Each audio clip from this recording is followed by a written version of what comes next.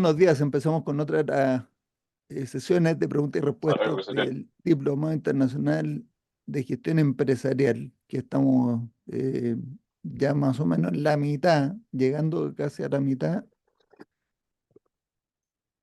No, A ni la siquiera hemos mitad, llegado a la mitad, perdón. Pues la mitad sería cuando terminamos el módulo 4. No, estamos terminando el módulo 3. El módulo 3. correcto. O sea Eso. que estamos un poquito antes de la mitad y en la segunda edición con la Universidad del Espíritu Santo de Guayaquil.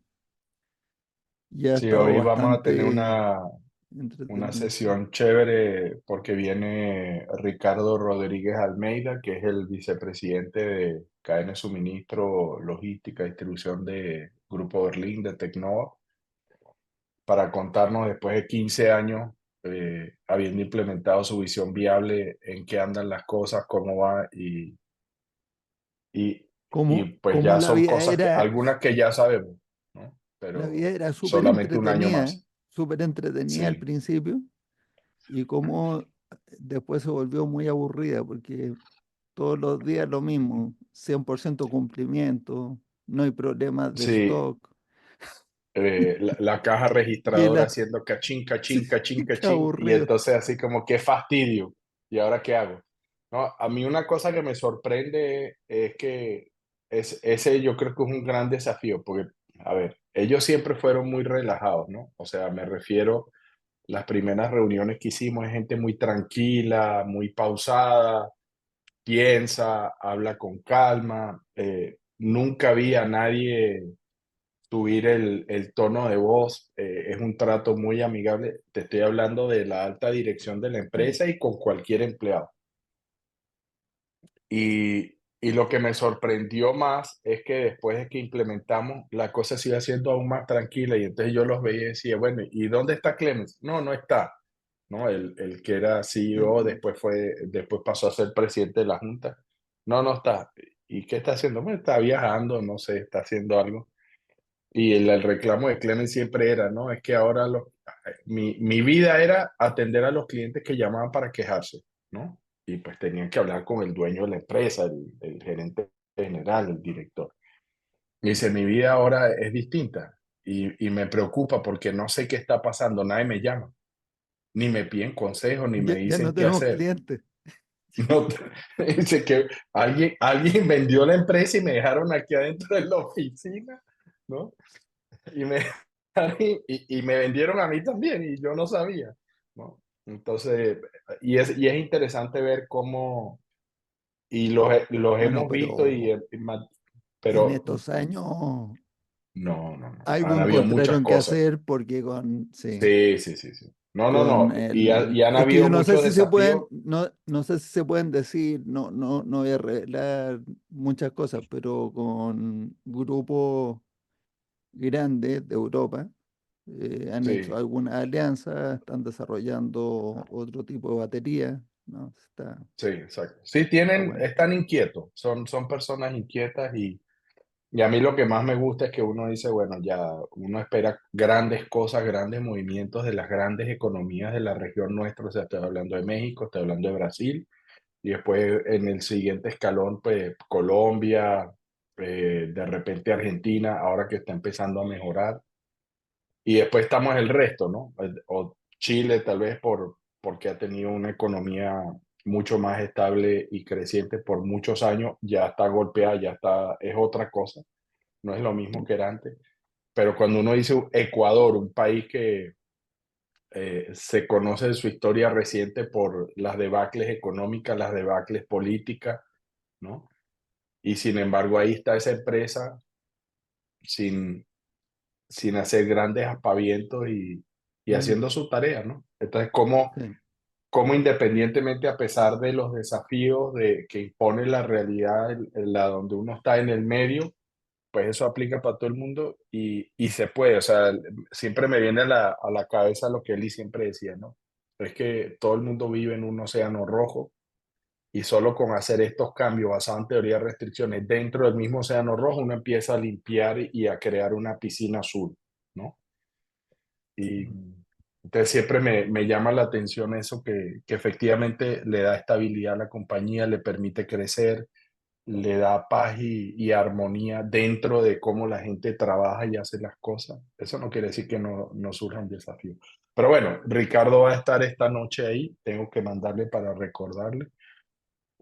Y siempre es un agrado escucharlo, primero porque tiene una manera muy particular de compartir toda la experiencia y explicar qué fue lo que se hizo y cómo están y los desafíos y las cosas. Entonces, estoy ansioso de ver qué ha pasado del año pasado para acá, pues ya son 15 años casi de que se hizo la implementación de la visión viable.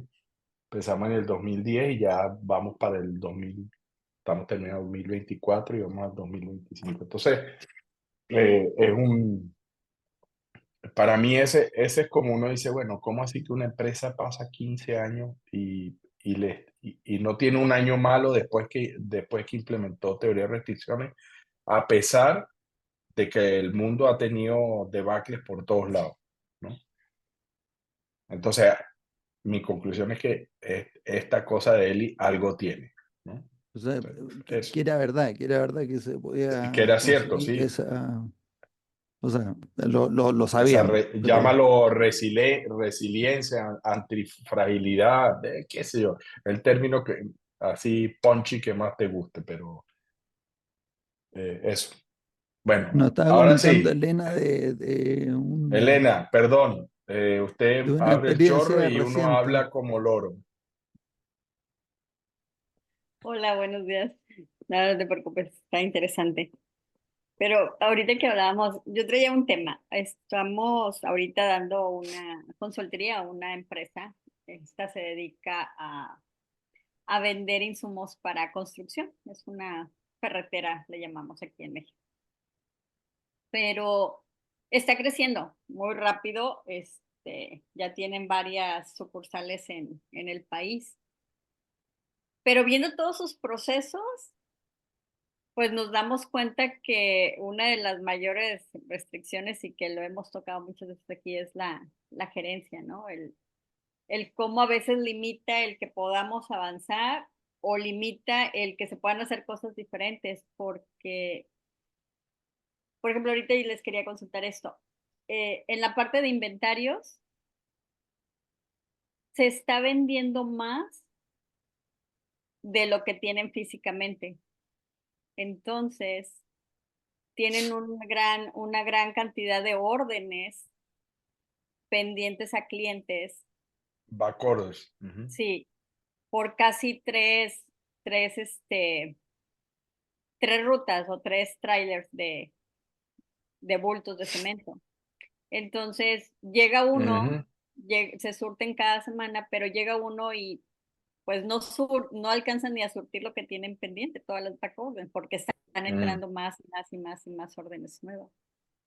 claro. Entonces llega un O sea, momento, mm, dime. no, por favor, no, adelante, yo te Llega un interrumpí, no. momento en el que la persona que está encargada de la supervisión de patio, que es el almacén de entrega, tiene, pues ahora sí que no sabe cómo administrar todo lo que tiene pendiente y hacia dónde mandar todo lo que llega por tantas backorders que tiene por entregar, Claro. más las que están entrando en ese momento. Sí, Pero cuando uno claro, o tiene sea, back orders, sí, un solo elemento para entender bien esta cosa, sí, sí, Javier. sí. Si tienes back orders es pues los clientes, una vez que pusieron el pedido y no les entregaste, están dispuestos a esperarte hasta que les entregues. Porque si no, no tendrías back order, tendrías pedido anulado, ¿no? Sí, Y estoy seguro que tienen de las dos. exacto, tienen de las dos. Unos que Mm. están dispuestos a esperarme y otros que no, o sea, que cuando me lo entregas, cuando me lo entregas, cuando me lo entregas, cuando me lo entregas, ¿no? No, pero cuando me lo entrega, ya, mañana, ya te espero. Entonces estás ahí dispuesto a esperar. Lo que no está dispuesto a que les mientan demasiados días seguidos. Eso, eso Exacto. Exacto, les gusta. exacto. Sí, Y fíjate que aparte tienen otra situación, porque como tienen esta parte de venta para construcción, hay ciertos arquitectos que lo que hacen es comprar hasta un año de material. Entonces tienen un descontrol en esas órdenes porque no tienen una forma de administrarlo y van apuntando así en papelito, ya le entregué tanto, ya le entregué tanto, ya le entregué tanto. Entonces se vuelve un escrito en una hoja demasiado Claro. largo que llega un Claro, pero momento en que el se fondo pierde, ¿no? En meses. el arquitecto no está comprando un año de material, sino que lo que está es comprometiéndose a que va a comprar un año y le dice y me lo entrega en tales fechas.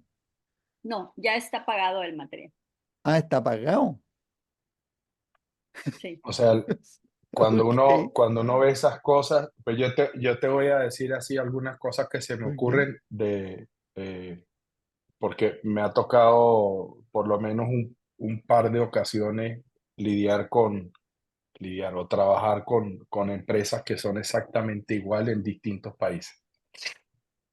Y tengo una percepción de lo que piensan los dueños o lo que están manejando el changarro, ¿no? El tianguis ahí. Eh, la primera es que claramente tienen una deficiencia en el suministro de cemento. ¿Ok? Entonces están compitiendo con otras cadenas, otras redes de tiendas por el suministro que hace Cemex o hace Holcim o como se llame, el que tiene el comando a quien le compra. Y probablemente esa existencia de back orders, como dice Matías, ¿cómo así que los esperan? Es porque probablemente están en una campaña de dar más descuento que otros, ¿ya? Ujú. Porque al Exacto. final el cemento es un commodity y entonces en la fórmula de cómo están manejando el negocio para hacerlo crecer, decidieron arriesgar el margen y tratar de capturar volumen, entonces a nadie le dicen que no. El que pide le dicen que sí porque tienen el mejor precio y todo eso, solo que no tienen el suministro porque Cemex no le alcanza y menos cuando está compitiendo con esa. eh, entonces están en un déficit permanente y la otra que habría que mirar es si efectivamente existe hoy en día algún déficit en producción o suministro, o sea, si los inventarios que hay están alcanzando para la demanda, porque si no, ningún arquitecto, creo yo, se arriesga a comprar un año en firme, decir, aquí está la plata, ¡pa! O sea, lo que está tratando de hacer es garantizar la disponibilidad del material, que si no, se le va a atrasar la obra. Esas son como las primeras, así brochazos que hago lógico, y es un océano rojo. O sea, estábamos hablando precisamente ahí comentando de él y todo eso. Entonces, estabilizar ese sistema, reestabilizarlo metiendo, o sea, la gestión de inventarios no va a ser suficiente. Lo que tú decías es absolutamente correcto. Eh, lo que hace falta es que se entienda que muchas de las acciones que ellos están tomando para hacer crecer el negocio son la fuente del problema que tienen, que no tienen producto, que tienen los back orders, que le están quedando mal a los clientes. Entonces, la sensación que me da es que ojalá que tengan paciencia y ganas de hacerlo diferente, porque sí requiere un cambio de modelo brutal, pero tiene que tener el respaldo en las espaldas del suministro del cemento. O sea, pensando en cemento que se parece mucho a lo mismo que le pasa a las estaciones de gasolina. Ujú. O sea, los márgenes son súper castigados y entonces, pues depende que te suministre la gasolina y cuando se hizo la reconversión energética ahí en México, que empezaron a privatizar todo lo que Pemex tenía en bombas de gasolina y salió la gente a invertir, pues muchos terminaron con esa inversión eh, golpeados en la torre porque primero el suministro sigue siendo igual de malo. ¿Sí? Entonces la competencia ya no es solamente por ofrecer un precio para que te compren, sino después era dependiendo cuáles eran las gasolineras que te querían vender. Pero bueno, al final, claro, como es un volumen tan grande, ¿no? Entonces, por eso es que hace atractivo el negocio, en la viabilidad. Y, y me acuerdo que una de las cosas que hablamos era tratar de ser muy bueno en lo que es complementario a la gasolina.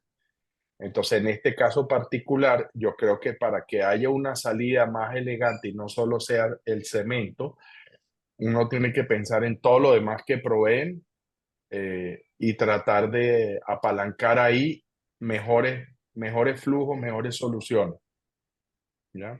El cemento, o sea, lo que quiero decir con esto es que ahí en el cemento eso es una guerra a muerte. Es lo que me parece, y no es tan fácil de resolver, Sí, ¿ya? y de hecho ahorita de lo que mencionaste, dijiste es algo que está sucediendo. Por eso se origina todo esto, porque ellos mandan mensajes y comunican a los clientes que tienen va a subir el cemento. Y si compras ahorita, te le bajo un porcentaje más o te mantengo el precio. Te respeto un precio promocional. Exacto. Entonces, pues si yo tengo la solución, digo, no, pues prefiero comprarte porque yo sé que como quiera lo utilizo todo el año, pues te Exacto. pago ahorita lo que voy a utilizar y tú ya me lo estás. Y tú me lo suples, me lo garantizas a ese precio y yo te pago por adelantado.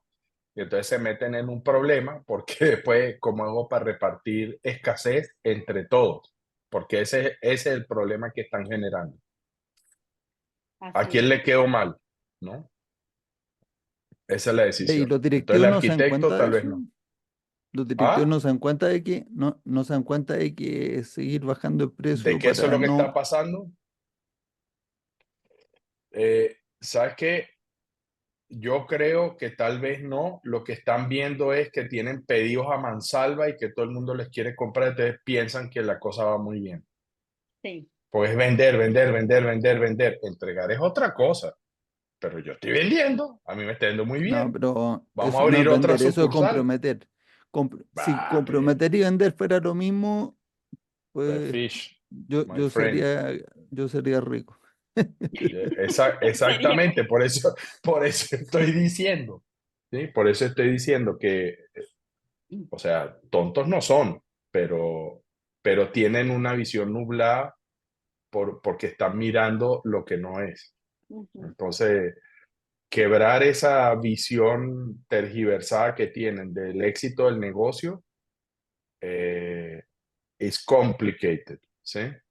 Sí, Esta semana estaba hablando con otra persona que me decía, no, pero es que los inventarios que tenemos, o sea, son 6 meses de inventario en promedio. Y digo, ok, eso quiere decir que tiene un 20% que rota y el 80% para María Castaña, ¿no? Que no lo vende ni lo toca nadie. Me dice, sí, más o menos el 30% está obsoleto hace como 3 años y ahí está.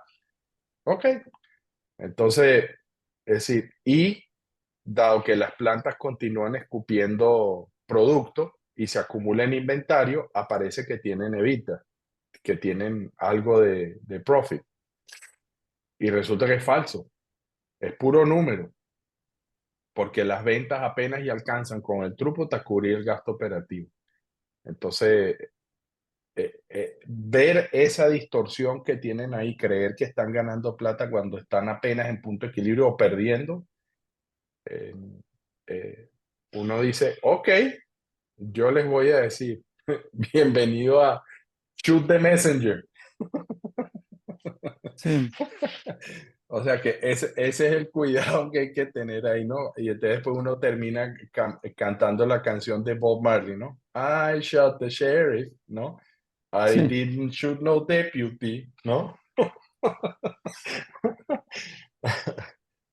Eh, perdón, pero hoy estoy menos práctico, estoy como más filosófico musical. No, ya, pero a ver, ¿qué, qué se nos ocurre? A mí se me ocurre que la primera conversación es, si tienen más pedidos que los que pueden entregar, suban el precio o O dejen de dar dejen de los aceptar descuentos. pedidos. dejen de. Eso, dejen de dar descuentos. ¿Qué Eso, les va a dejen de pasar dar si dejan de descuento. dar descuento? Esa es la primera pregunta. Sí. Si no, es que vamos a perder todos los pedidos. ¿En serio? No sé, pues prueben. Si no son capaces de entregarlo, no los tienen, es lo que decía Matías, es pura Porque promesa que va a estar incumplida. uno no puede facturar lo que no puede entregar. Y supongo que no le... O sea, y es peor todavía, uno se mete en grandes problemas si te prepagan. Porque entonces ahora constituiste un pasivo que te va a costar muy caro liquidarlo. Si es que si no tienes capacidad para entregar eso. Pero entonces más profundo es preguntarse por qué siguen con esa política de dar esos descuentos y las promociones y demás es para impulsar más la demanda sobre su producto por ese lado, ¿no es cierto? Yo no tengo ningún problema con generar mucho atractivo y demanda, pero siento que el precio, pues. Porque es Ujú. que es una de las maneras fáciles de convencer a los directivos de que dejen de hacer eso es mostrarles cuál es el impacto de un 1% de descuento en el evita. ¿Cuánto es el impacto? Entonces, supongamos en este negocio que será 30-40% de throughput, ¿cuánto será? 20, ¿no? 30, Alrededor del 35. del 35. Entonces, si tú haces un descuento de un 1% y las ventas no crecieron, porque tú no, o sea, tú puedes crecer en pedidos, pero no creces en ventas si no entregas y recibes la plata, así que no. Y entonces, ¿en cuánto impacta eso al EBITDA? Entonces, si el EBITDA hoy día está en un 5% de las ventas, por ejemplo, si hace un 1% de descuento al 100%, entonces en vez de 100 ahora reciben 99. Entonces, donde el throughput era 35%,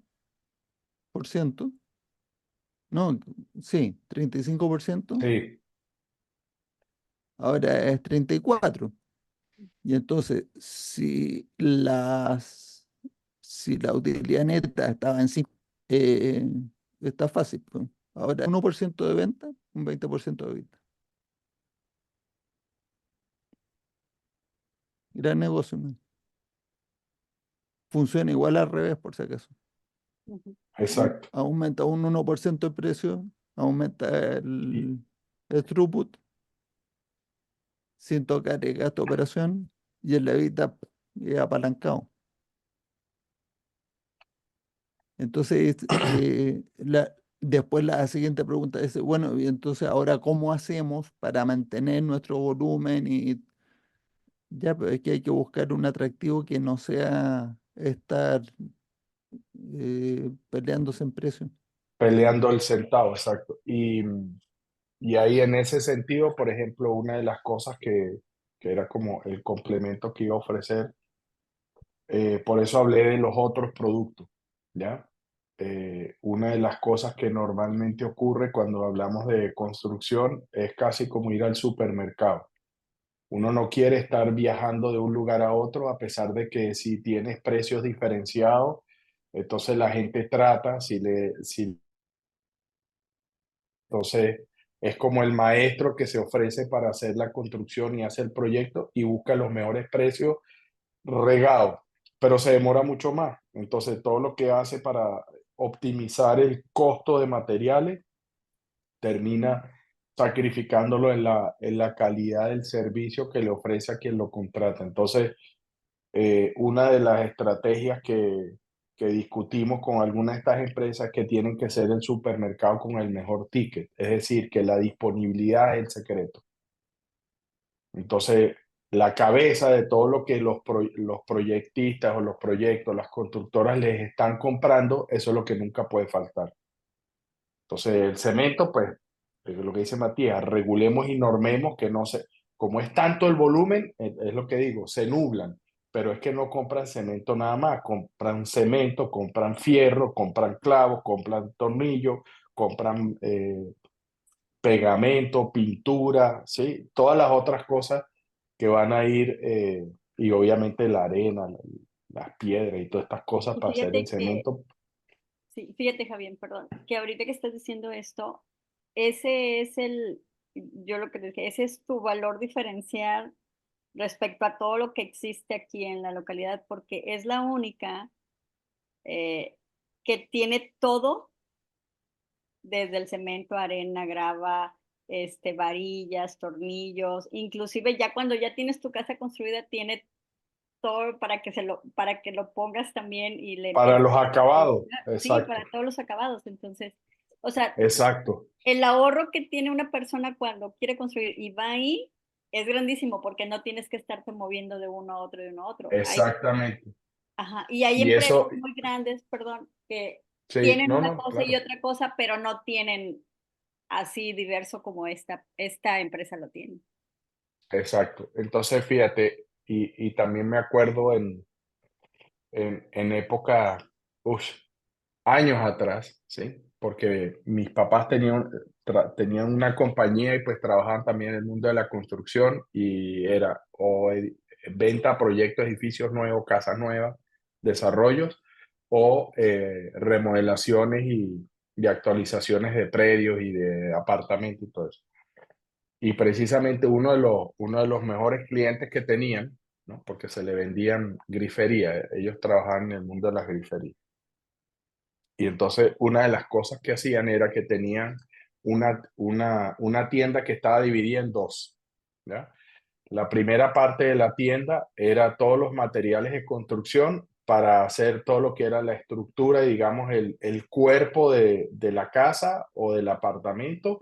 Y la otra tienda era solo acabados. Entonces tenías la cerámica, la grifería, las lámparas, los enchufes, o sea, ese era como y tenía el top of class o sea, y tenía una audiencia, pues obviamente el que se puede pagar la remodelación o el que está construyendo, etcétera. Entonces tenía esa distribución. Y lo otro que hacía, que a mí siempre me pareció que era o sea, eso no dejaban ir un negocio. El que entró se va comprado aquí. Esa era la política, nada más. Y me parecía que era feroz, pero absolutamente correcta porque lo difícil es que tengan la compra. Decía, si no lo tenemos, y le decía así a los vendedores o a la gente que atendía al público, si no lo tenemos, se pone en el teléfono y lo compra, pero se van de aquí con todo. No me importa si le estoy comprando a la competencia.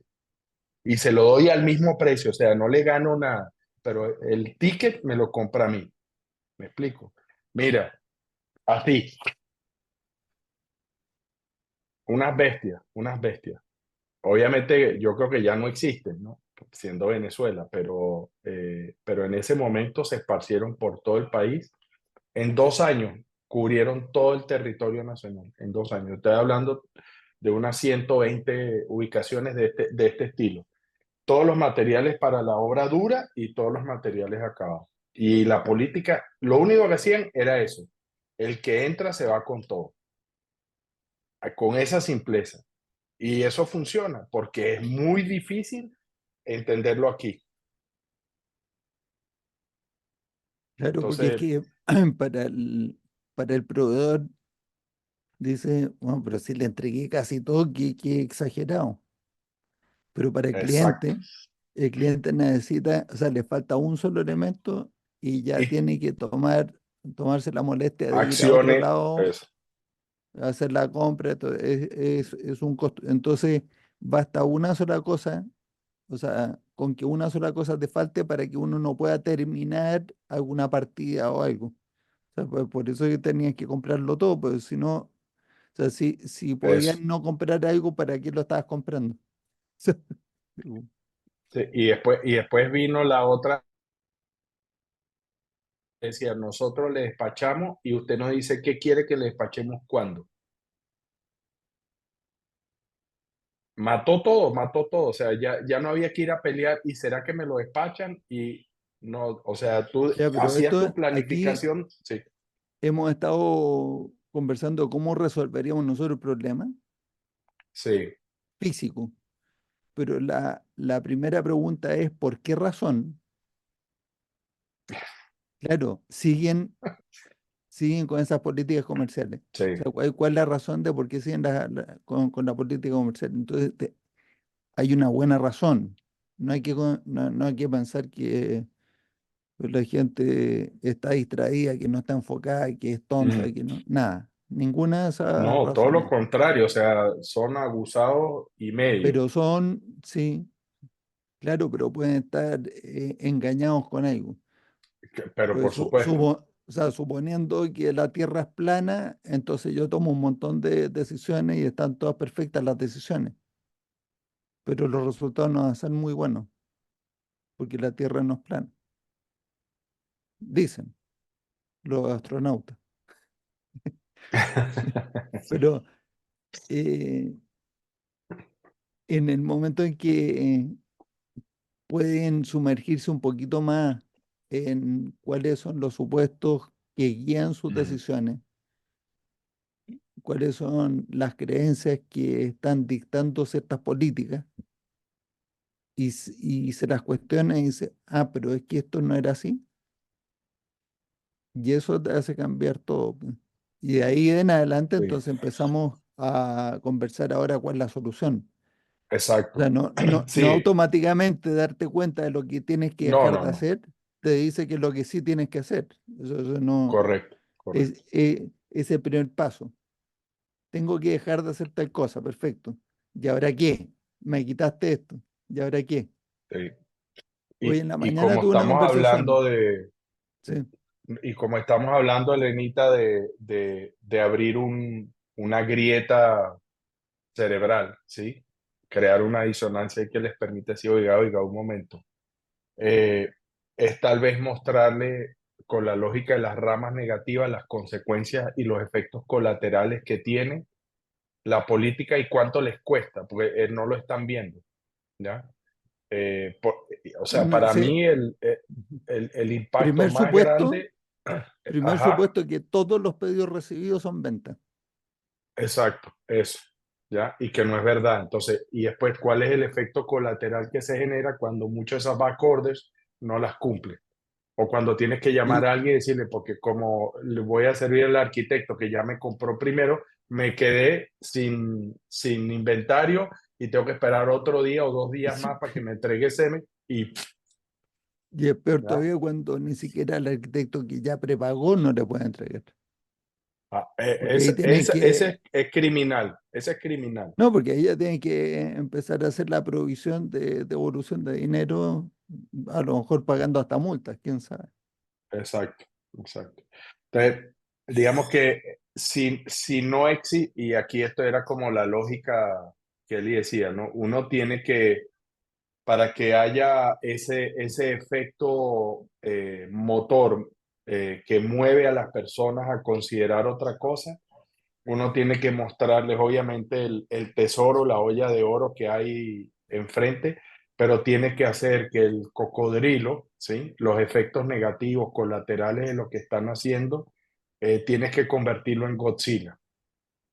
Si no ven a Godzilla y no ve esa dualidad de cosas, es decir, si seguimos así, o sea, no es que es gratis y es solamente que nos vamos a poner un band-aid, una curita aquí, porque un rasponcito. No, estamos hablando de que la supervivencia del negocio puede estar en riesgo, no hoy, pero si uno acumula eso, el mercado pues, dice, no No, manches, ya no más. va a castigar duro. Exacto, eso. Uno está abriendo el espacio para que llegue otro y que lo haga un poquito mejor, entonces, y ahí te Mire, matan. Dicen, no, pero no no van a tengo, ser los más baratos. A nadie le importa. sí, no tengo todos los detalles y voy a dramatizar, ¿sí? O sea, que conte que ahora voy estilo Hollywood. En una de estas empresas, ¿sí? Era tal el afán y la presión que había que se fue acumulando entre clientes y esta empresa y el dueño y las promesas de que iba a entregar, de que no, de que el servicio y el dinero y todos los manejos que hacía para poder ofrecer precios más bajos y los volúmenes. O sea, llegó un día en que lo estaban esperando en una de las tiendas y lo molieron a golpes. Lo molieron a golpes, ¿ya? O sea, lo estoy dramatizando y estoy diciendo eso y no estoy diciendo mentira, pero es para que vean que nada es gratis, ¿ya? Entonces, de ese punto de vista también para el cambio mental, fue lo primero que cuando empezamos a hablar y tú empezaste a contar que tenías ese tope de que la gerencia no dejaba o que tenían esos paradigmas. Después se los puedo mandar. Leí un artículo que me gustó mucho, muy corto, de un reportaje que habla sobre el nuevo CEO de Starbucks y que viene de una compañía que es relativamente reciente, se llama Chipotle, que es una cadena de comida rápida, se supone más sana que Taco Bell, es mexicana o de corte mexicano con Tex-Mex más bien, ¿no? Porque es burritos, tacos, qué sé yo, qué otras cosas, enchiladas. Pero el hombre rescató Chipotle, que estaba como en declive, rescató Chipotle, la hizo resurgir y ahora Starbucks pues tiene varios años que está de capa caída y han tratado varias cosas, entonces decidieron traerlo a él. Y una de las cosas que me llamó mucho la atención, que ha sido lo que pues, yo tengo en la cabeza de hace varios años y todavía pues no soy bueno articulando, ¿ya? Pero la lógica o la oferta es esta. Dice, la función principal de un director general, de un gerente general, no es andar dando garrote y zanahoria para que la gente haga cosas. A uno el nombre es, o sea, la palabra que usan en inglés es stewardship, ¿ya? Stewardship significa que tú eres como el capitán o el piloto del barco, el que es responsable de la ruta que se sigue y de lo que todo el mundo entiende para dónde van. Entonces, al final eres un guardián de la cultura que la empresa tiene. Entonces, más que decir qué es lo que tienen que hacer, es como ponerse de acuerdo. Y aquí viene lo que digo yo que tengo en la cabeza de hace tiempo. Una de las cosas que Eli descubrió al final y que nos las dijo y la publicó y la escribió, yo creo que es parte de donde yo creo que teoría de restricciones va a terminar haciendo otro salto más, ¿no? Es decir, nosotros tenemos que hacer ese salto y tiene que ver con poner a las personas en el centro de cualquier cosa, es decir, entender que sí, teoría de restricciones con toda la solución y todo eso, pero la pieza angular, la piedra filosofal de teoría de restricciones es la efectividad en el change management. Es decir, ¿cómo hacemos para que las personas realmente cambien el chip que tienen en la cabeza? Y Matías ha sido muy insistente siempre en que todo parte del pensamiento sistémico y es ese cambio de era, es decir, nuestra función, ni siquiera decir, el flujo, claro que sí, es absolutamente importante, pero para mí lo más importante es entender que si reenfocamos es a través de cómo lo hacemos con las personas, para y en las personas. Es esa pieza para mí es la que le falta teoría de restricciones para terminar de asumir el rol que tiene y producir un impacto de segunda generación, ¿ya? O de segundo orden.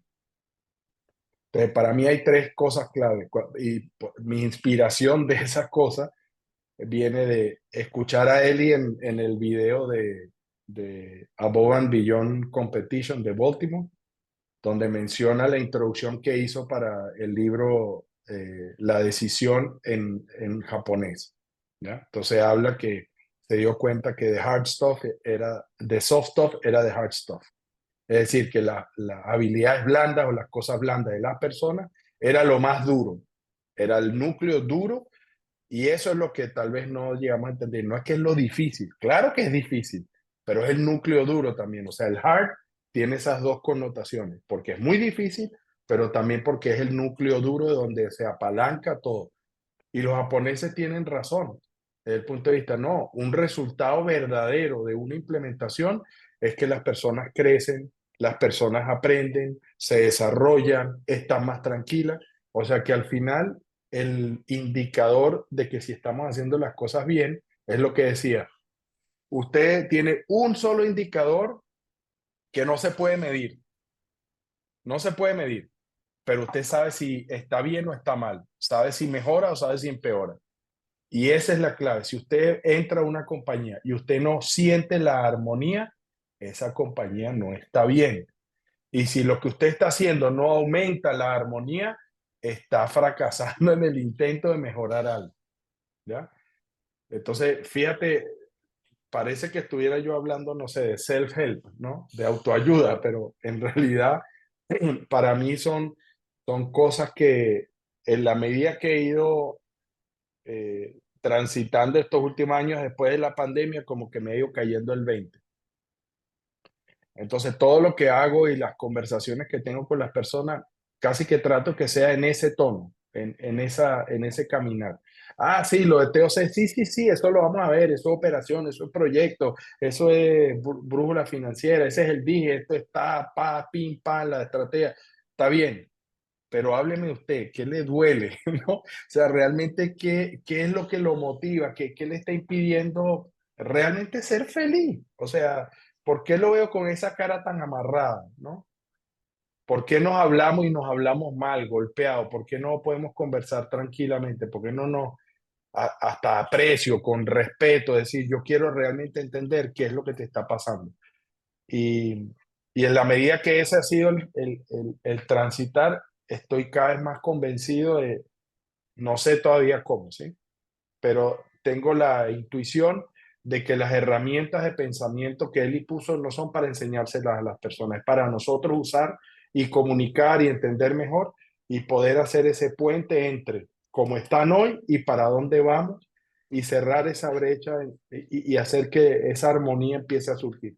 Entonces, eso me lleva, y todo esto lo estoy haciendo y muchas gracias por escucharme, porque todo esto que estoy diciendo después va para el artículo, ¿sí? Porque estoy pensando en escribir un artículo que me inspiró esto que leí de Starbucks y de Chipotle.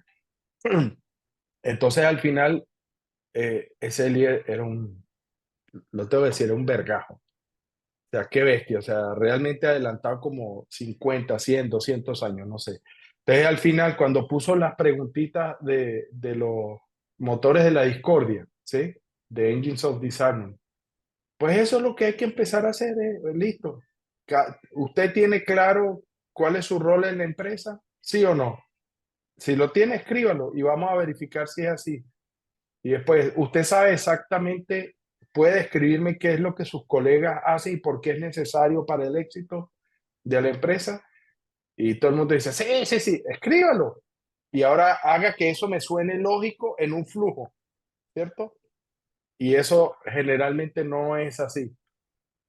Tenemos percepciones, distorsiones, y eso hace que nos hablemos mal, no sincronicemos, me cae mal este pelado que está diciendo, no sabe ni lo que está haciendo, si no fuera por mí la empresa se quiebra, y todas cosas de ese estilo.